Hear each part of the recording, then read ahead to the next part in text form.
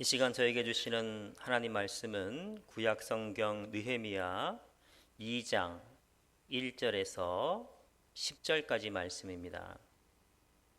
구약 성경 727쪽쯤에 있습니다. 727쪽쯤에 있는 느헤미야 2장 1절에서 10절까지 말씀을 제가 봉독하도록 하겠습니다. 아닥사스다 왕 제20년 니산월에 왕 앞에 포도주가 있기로 내가 그 포도주를 왕에게 드렸는데 이전에는 내가 왕 앞에서 수심이 없었더니 왕이 내게 이르시되 내가 병이 없거늘 어찌하여 얼굴에 수심이 있느냐 이는 필연 내 마음에 근심이 있음이로다 하더라. 그때에 내가 크게 두려워하여 왕께 대답하되 왕은 만세 술을 하옵소서. 내 조상들의 묘실이 있는 성읍이 이제까지 황폐하고 성문이 불탔사오니 내가 어찌 얼굴에 수심이 없사오리까 하니 왕이 내게 이르시되 그러면 내가 무엇을 원하느냐 하시기로 내가 곧 하늘의 하나님께 묵도하고 왕에게 아뢰되 왕이 만일 좋게 여기시고 종이 왕의 목전에서 은혜를 얻었사오면 나를 유다 땅 나의 조상들의 묘실이 있는 성읍에 보내어 그 성을 건축하게 하옵소서 하였는데 그때의 왕후도 왕 곁에 앉아 있었더라. 왕이 내게 이르시되 내가 몇 날에 다녀올 길이며 어느 때에 돌아오겠느냐 하고 왕이 나를 보내기를 좋게 여기시기로 내가 기한을 정하고 내가 또 왕에게 아뢰되 왕이 많이 좋게 여기시거든 강석쪽 총독들에게 내리시는 조서를 내게 주사 그들이 나를 용납하여 유대에 들어가기까지 통과하게 하시고 또 왕의 살림감독 아삽에게 조서를 내리사 그가 성전에 속한 영문의 문과 성곽과 내가 들어갈 집을 위하여 들보로 쓸 제목을 내게 주게 하옵소서 하매 내 하나님의 선한 손이 나를 도우심으로 왕이 허락하고 군대 장관과 마병을 보내어 나와 함께 하게 하시기로 내가 강석쪽에 있는 총독들에게 이르러 왕의 조서를 전하였더니 호른 사람 산발락과 종되었던 암몬 사람 도비아가 이스라엘 자손을 흥하게 하려는 사람이 왔다 함을 듣고 심히 근심하더라. 아멘. 이 시간 우리 박원현 집사님 가정 나오셔서 찬양으로 하나님께 영광 돌리겠습니다. 숫자가 많네요. 한 가정에.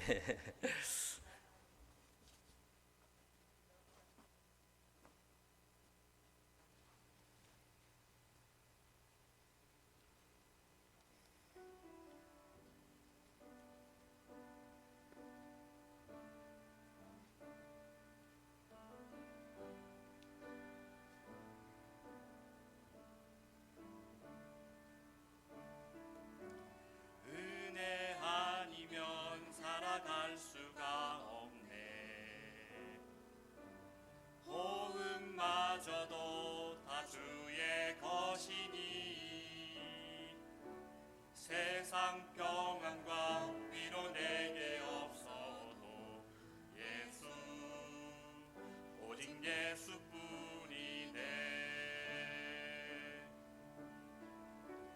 은혜 아니면 살아갈 수가 없네. 복음마저도 다 주의 것이니 세상 평안과 위로 내게 없어도 예수 오직 예수뿐이네. 그 신계획 다 볼 수도 없고 작은 고난에 지쳐도 주께 묶인 나의 모든 삶 버티고 견디게 하시네. 은혜 아니면 살아갈 수가 없네. 나의 모든 것 다 주께 맡기니 참된 평안과 위로 내게 주신 주 예수 오직 예수뿐이네. 그 신계획 다 볼 수도 겪고 작은 고난에 지쳐도 주께 묶인 나의 모든 삶 버티고 견디게 하시네. 은혜 아니면 살아갈 수가 없네. 나의 모든 것 다 주께 맡기니 참된 평안과 위로 내게 주신 주 예수 오직 예수뿐이네. 오직 예수뿐이네.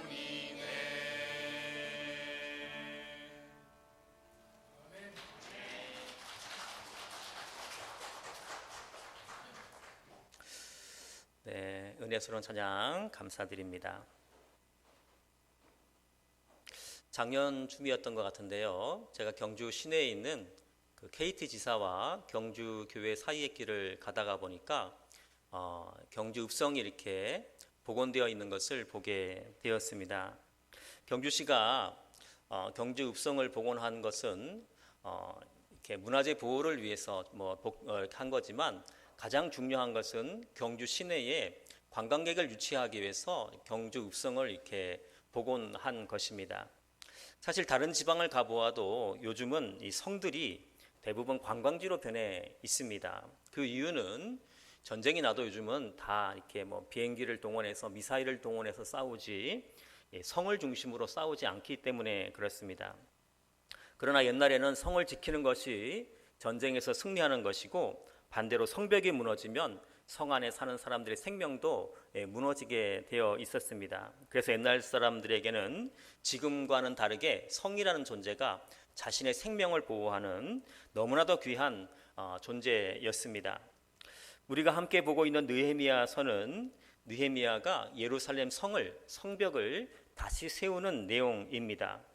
요즘은 앞에서도 말씀드렸지만 성이 대부분 관광 상품이 되어 있어서 우리의 눈으로 보면 느헤미야가 저렇게 이렇게 목숨 걸고 성을 지을 필요가 있을까 이런 생각이 들 수 있겠지만 당시로서는 유대인의 생명을 보존하기 위해서 느헤미야가 너무나 중요한 일을 지금 하고 있는 것입니다. 저는 설교를 준비하면서 이 느헤미야가 예루살렘 성벽을 쌓고 있는데 이 예루살렘 성벽에서 있었던 전쟁이 뭐가 있었나 이렇게 한번 생각을 해보다가 갑자기 그 킹덤 오브 헤븐이라는 영화의 한 장면이 생각이 났어요. 중세 시대 때 일어났던 전쟁인데요. 십자군들이 예루살렘 성 안에 있고 또 이스라엘 군대가 그 성을 공격해서 그 성벽을 보호하는 전쟁입니다. 너무 유명한 장면이라서 보신 분도 많겠지만 한번 우리 설교 시간에 좀 그렇지만 전쟁하는 장면을 한번 예루살렘 성에서 전쟁하는 장면을 한번 보도록 하겠습니다.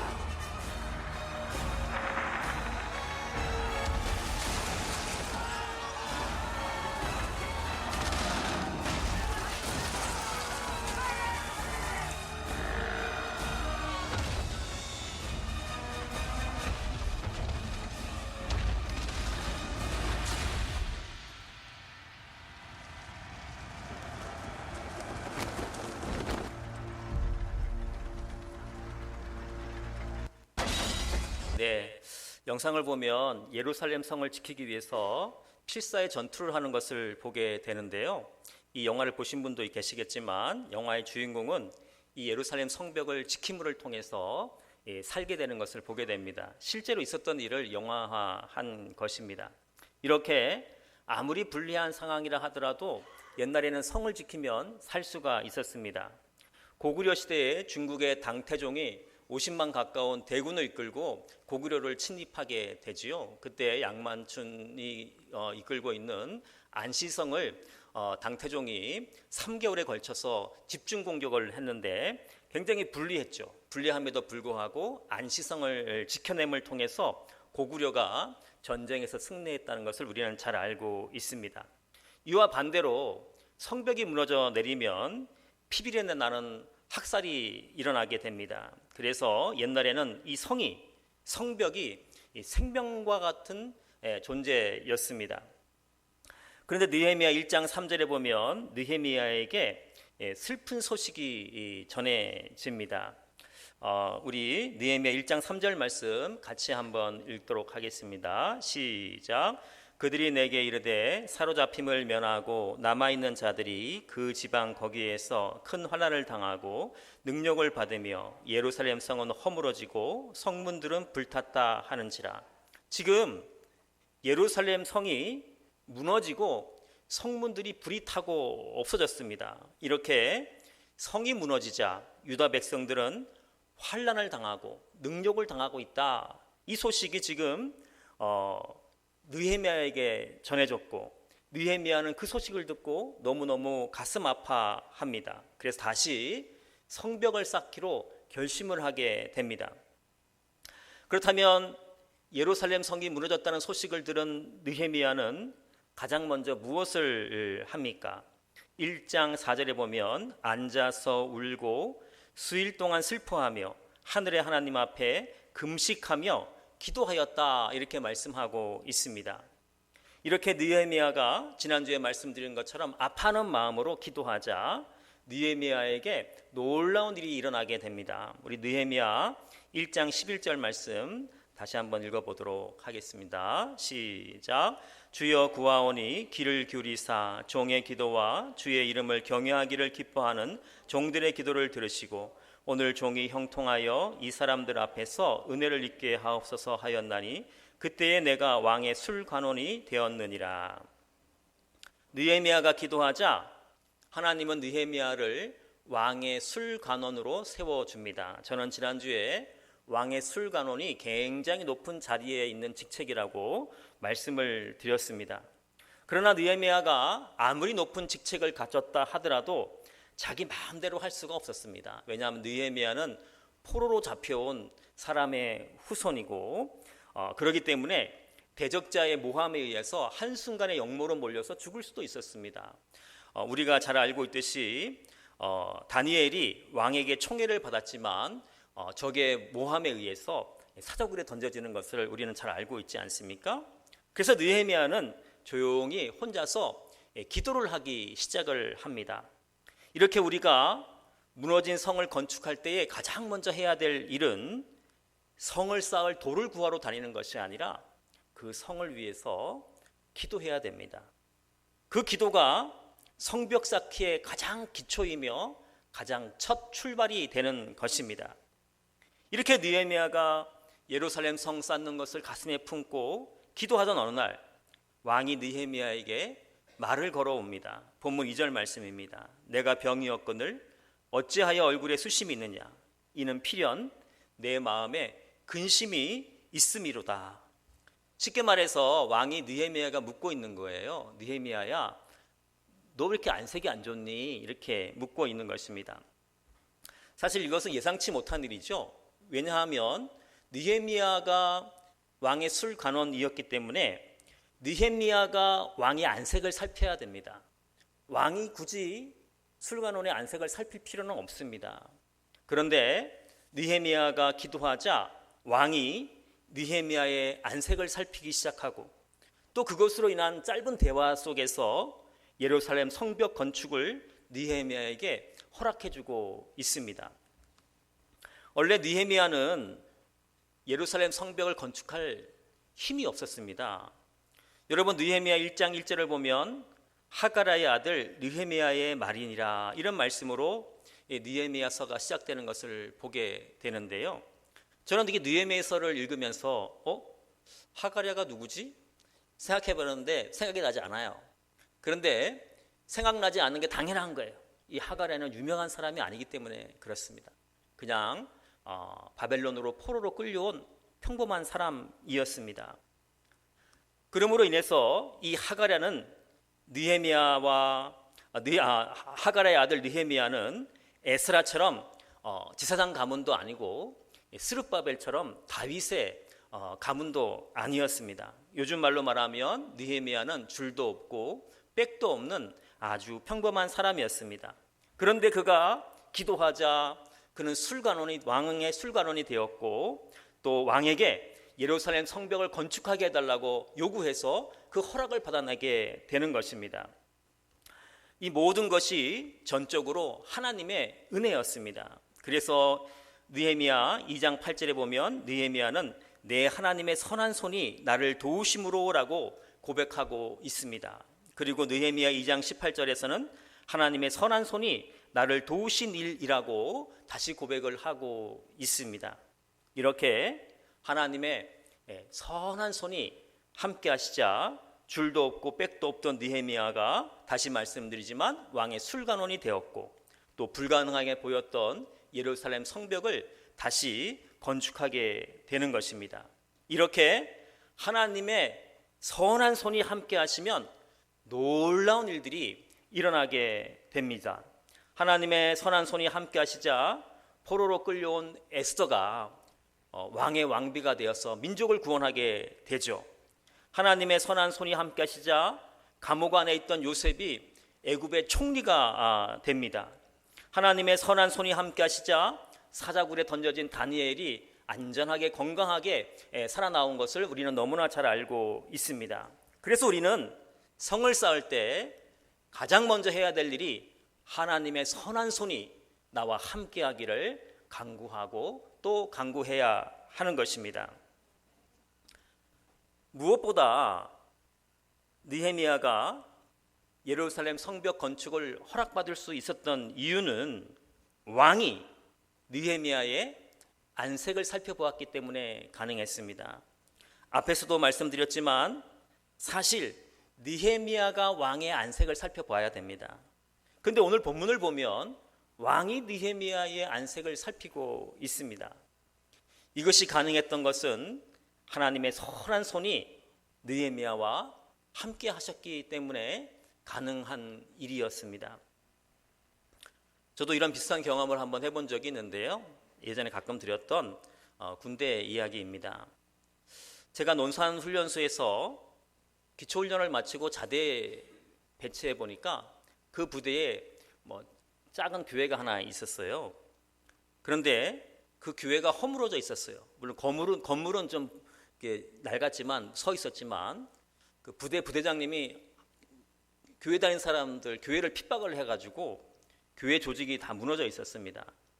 저는 그 상황이 너무 마음이 아파서 금식 기도를 하기로 했어요. 그런데 신병은 특별관리 대상이기 때문에 군대에서 금식하기가 정말 힘들었습니다.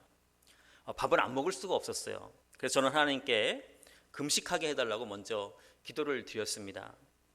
그렇게 금식을 시작했지만 세상적인 말로 쫄따구인 저는 고참들과 함께 군가를 부르면서 식당까지 갈 수밖에 없었습니다. 근데 가만히 보니까 식당 앞까지는 같이 가는데 밥 먹는 시간이 서로 틀리기 때문에 밥 먹고 난 다음에는 각자 알아서 이렇게 내무반으로 올라가더라고요. 그리고 식당 앞에서 입장하면 이제 다 우르르 들어가는데 그때 서로 밥을 빨리 먹고 싶은 마음에 막 정신없이 들어가니까 같이 있는 사람 신경도 안 써요. 그래서 입장할 때 저는 앞으로 뛰지 않고 제자리 뛰기를 막 이렇게 하니까 다 들어가고 아무도 없는 거예요. 그때 저는 식당 근처에 있는 교회로 뛰어가서 기도했어요. 기도의 제목은 한 가지였습니다. 하나님, 저희 부대에 믿음을 가진 부대장님을 보내주십시오. 이렇게 기도를 했습니다. 하나님의 은혜로 저는 3일 동안 들키지 않고 금식을 할 수 있었고, 또 하나님의 은혜로 전혀 힘들지 않게 금식 기간을 보낼 수가 있었습니다. 그렇게 금식 기도를 마치고 얼마 후에 저희 부대에 새로운 부대장이 온다는 소문이 이렇게 돌기 시작했습니다. 그리고 너무나 감사하게 믿으시는 분이 저희 부대에 이렇게 오시게 되었어요.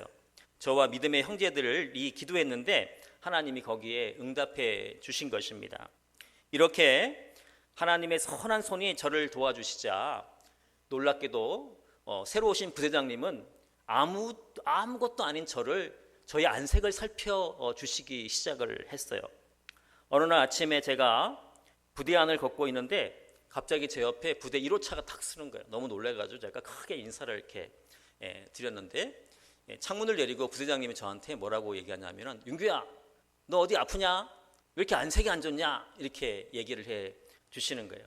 그때 제가 아침에 일찍 일어나서 해야 될 일들이 있어서 가끔씩 세수를 안 했어요. 귀찮아가지고 세수 안 하고 볼 사람도 없고 부대 내에서 세수를 안 하고 돌아다녔는데 아마 세수를 안 해가지고 제가 안색이 안 좋게 보였던 것 같아요. 그래서 제가 솔직하게 부대장님에게 네, 세수를 안 해서 그렇습니다 이렇게 얘기를 했더니 부대장님이 차에서 또 내리셔가지고 웃으시면서 제 볼을 잡고 윤규야, 아무리 바빠도 세수는 해라 이렇게 그러시고, 그러면서 제 옷을 보니까 군복이 굉장히 지저분하니까 옷은 또 왜 이렇게 지저분하니, 너 꼭 옷 빨아서 갈아입고 나한테 검사 맡아라 그러시고 이게 가시는 거예요.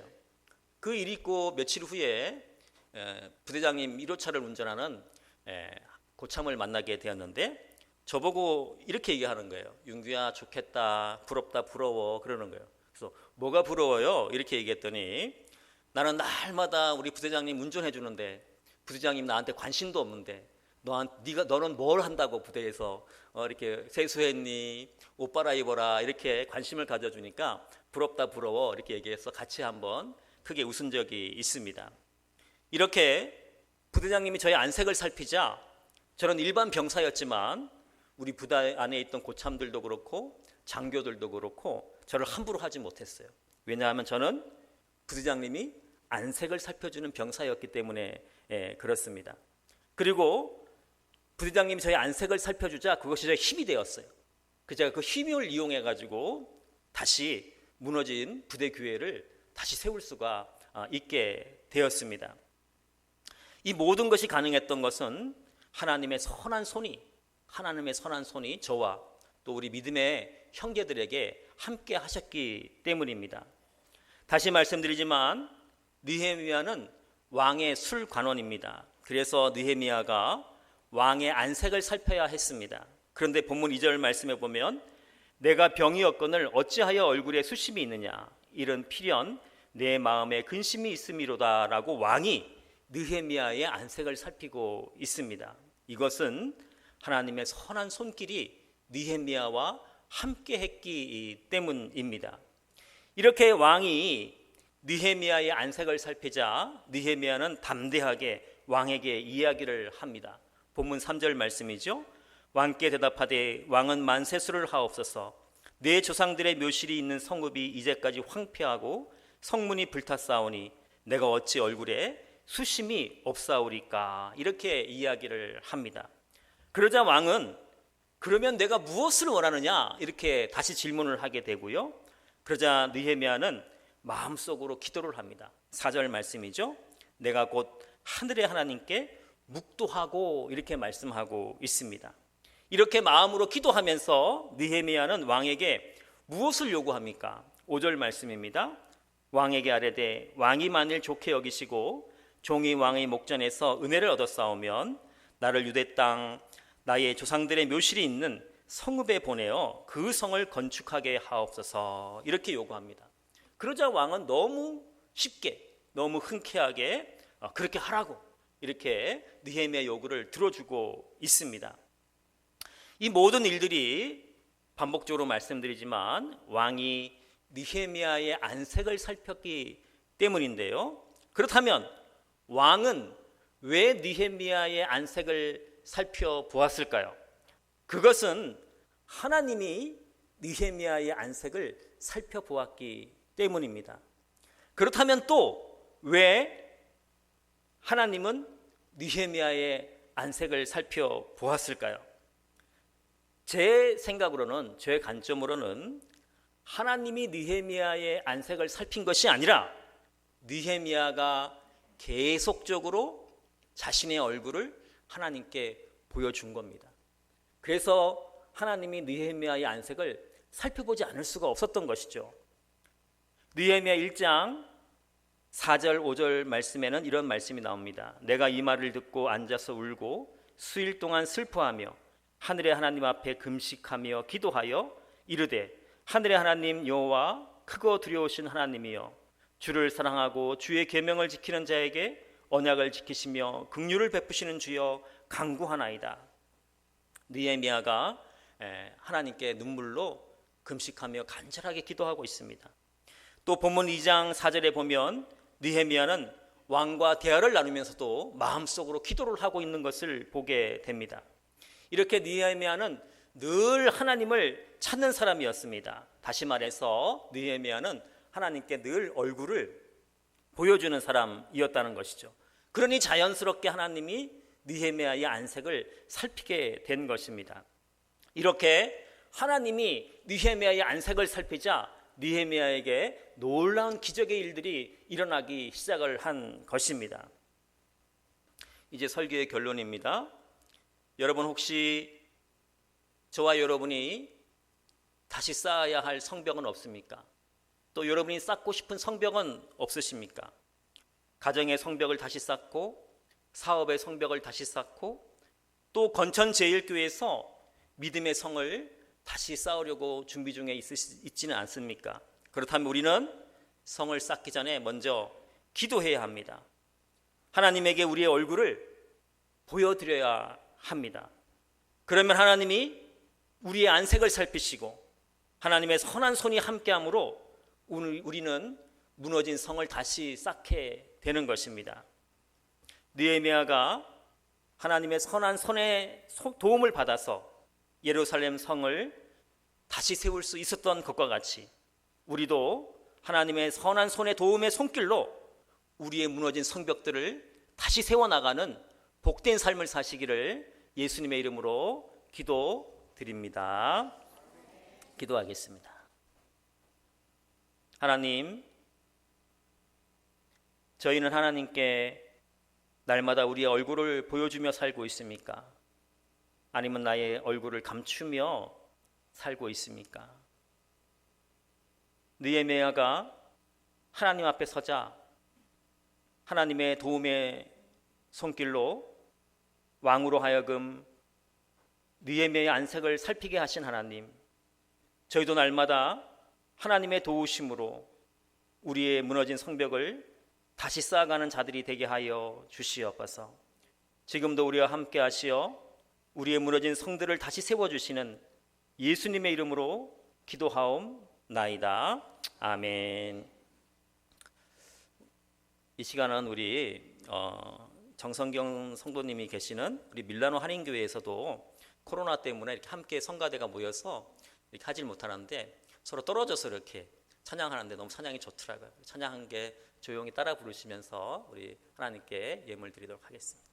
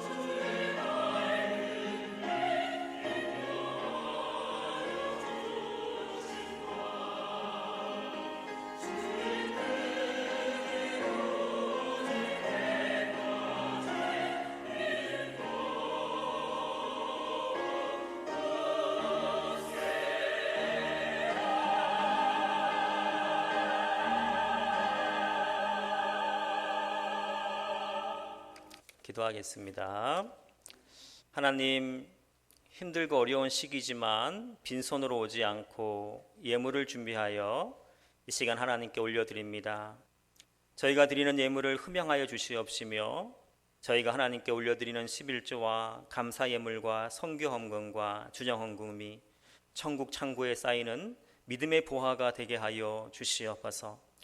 예물을 통하여 믿음의 고백을 올리는 손길 붙잡아 주시어 불안하고 힘든 세상 속에서도 하나님의 도움의 손길로 반석 위에 서는 삶이 되게 하시고 무너진 것들이 은혜 가운데 다시 세워지는 복된 삶을 살아가게 하여 주시옵소서.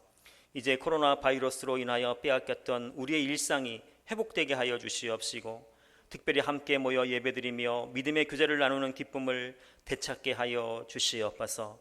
십자가를 통하여 우리에게 치료와 회복을 주시는 예수님의 이름으로 기도하옵나이다. 아멘. 교회 소식 전해드리겠습니다. 지금 저희가 이제 이렇게 두 번에 나눠서 예배를 드리고 있는데요. 지난주에 서명하신 걸 보니까 190명이 딱 이렇게 저희 교회에서 예배를 드렸는데 특별히 뭐 이렇게 이상이 나타나고 있지는 않습니다. 이제는 우리가 용기를 내서 함께 예배 드려도 될 것 같습니다. 저희 아들도 있지만 뭐 지난주에 계약해서 기숙사에서 뭐 일주일 동안 지내고 다 뭐 있다 와도 뭐 전혀 이상 없이 잘 돌아오고 있습니다. 그러니까 우리가 용기를 내서 다음 주부터는 이제 예전처럼 1부 예배, 2부 예배로 나눠서 예배 드리겠습니다. 여러분들도 이제 11시 예배 오셔도 돼요. 오셔도 되고 혹시라도 또 마음이 불편하신 분이 계시면 1부 예배는 사람이 많이 모시지 않으니까 1부 9시 예배 오셔서 이렇게 예배 드리면 되겠습니다. 또 지금처럼 예배는 당분간 좀 짧게 이렇게 예배를 드리겠습니다. 그리고 또 이렇게 방역에 또 협조해 주시면서 다음 주도 이렇게 또 지금과 같이 예배 참여해 주시고요. 다음 주부터는 차량 운행도 시작하도록 하겠습니다. 이렇게 차량 운행이 못해서 못 오시는 분이 계실 텐데 연락을 하셔서 차량 운행 시작되는 것도 알려주시면 감사하겠습니다. 그러나 또 우리가 이렇게 공동 식사하는 것은 좀 자제해 달라고 이렇게 얘기를 하기 때문에 7월까지는 오후 예배 없이 이렇게 오전 예배만 드릴 수 있도록 하겠습니다. 우리 교육부서 예배도 다음 주일부터 시작하고요. 다음 주일 지나고 월요일부터는 새벽 예배도 다시 시작하도록 하겠습니다. 그리고 이렇게 교회 생활에 기록되어 있지만 6월부터는 다음 주부터는 남녀 선교회, 권사회 이런 것도 회장님 중심으로 자유스럽게 드리십시오. 뭐 정 드리기 싫다면 안 드려도 되고 또 이렇게 모이자 그러면 같이 모여서 이렇게 교제의 시간을 가지시면 되겠습니다. 그러나 또 다른 집에 방문하는 것을 또 불편해할 수 있으니까 구역 예배는 여름 지나고 한 9월부터 이렇게 시작하시면 될 것 같습니다. 이렇게 염두해 주시고 이렇게 드리시면 되겠습니다. 뭐 구역 예배 안 드리면 죽을 것 같다 그런 사람들은 뭐 어떻게 할까요? 마당에서 드리든지 하여튼 그렇게 하시면 되고 하여튼 9월부터 이렇게 드리시면 되겠습니다. 또 요즘같이 이렇게 어디 다른 데 가기 힘들 때에 성경 많이 읽으시고 그래서 꼭 올해는 성경 일독 해주시고 하시면 감사하겠습니다. 우리 자리에서 일어나서 우리도 620장 우리 1절 부르고 예배 마치도록 하겠습니다.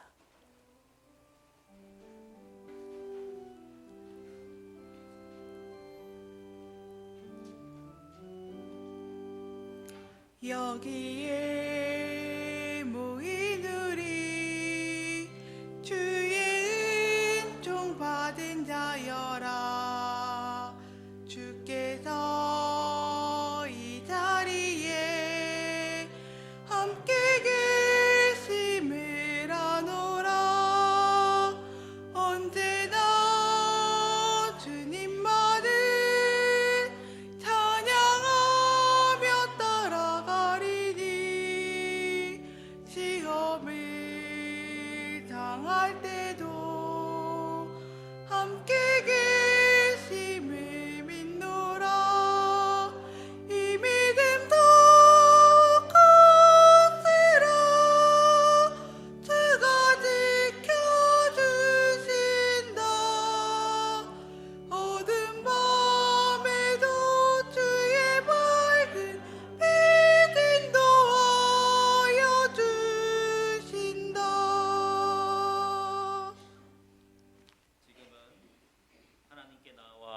기도하는 자들에게 선한 도움의 손길로 함께 하시는 예수님의 은혜와 하나님의 사랑하심과 성령님의 교통하심이 무너진 성벽을 다시 쌓기 위해 기도하고 준비하는 하나님의 백성들 위해, 또 코로나 바이러스로 인하여 무너진 성벽을 아파하며 다시 쌓기 위해 기도하는 모든 자들 위해 이제와 영원토록 함께 하시길 간절히 축원하옵나이다. 아멘.